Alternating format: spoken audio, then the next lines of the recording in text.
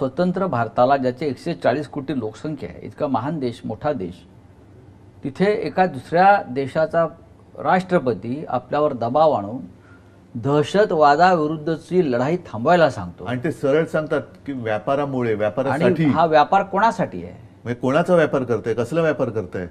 देशाच्या प्रतिष्ठेपुढे व्यापार महत्वाचा आहे असं आपल्याला असं यांना वाटतंय, या सत्ताधाऱ्यांना. पण त्या त्यांनी निवडणुकीचा व्यापार केलेला आहे, सत्तेचा व्यापार केलेला आहे, आता देशाचाही व्यापार करताय. म्हणजे किंवा व्यापारासमोर यांना देश गौण वाटतोय. या नेतृत्वाला तुम्ही काय म्हणाल? या कचकाऊ आहे. म्हणून मी तुम्हाला काय म्हटलं, मध्ये आता शिवसेनेचा वर्धापन दिन झाला, त्या दिवशी मी जे बोललो की आज भाजपला पंतप्रधान आहे, भाजपला गृहमंत्री आहे, भाजपला संरक्षण मंत्री आहे, पण देशाला पंतप्रधान नाहीये, देशाला गृहमंत्री नाहीये, देशाला संरक्षण मंत्री नाहीये. पण आता प्रधानमंत्री बदलायचं चाललेलं आहे. आता त्यांच्यावरती मोदींना 75 वर्ष पूर्ण होत आहेत. 75ची शाल भागवतजींनी घातलेली आहे. हो, कारण त्यांनी एक नियम केलेला आहे त्यांच्या पक्षामध्ये की ज्याला 75 वर्ष झाले त्यांना कोणत्याही सत्तेच्या पदावर राहण्याचा अधिकार नाही.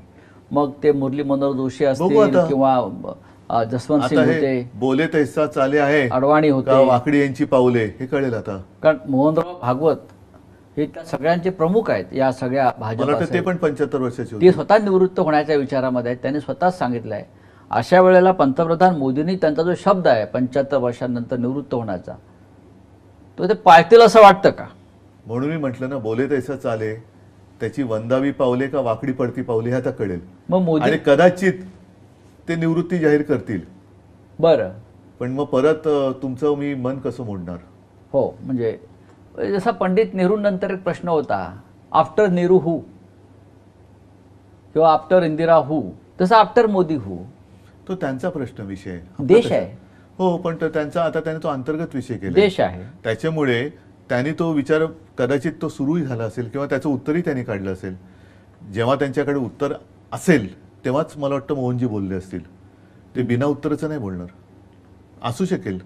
पण शिवसेना पक्षप्रमुख म्हणून तुमच्या समोर असं काय व्हिजन आहे का की आफ्टर मोदी? बघा, मला काय वाटतं की ठीक आहे, शेवटी आपली जी लोकशाही आहे त्या लोकशाहीच्या माध्यमातून जो पक्ष जिंकतो, ज्याच्याकडे बहुमत असतं, त्याचा नेता हा पंतप्रधान किंवा मुख्यमंत्री बनतो. ही लोकशाही आहे.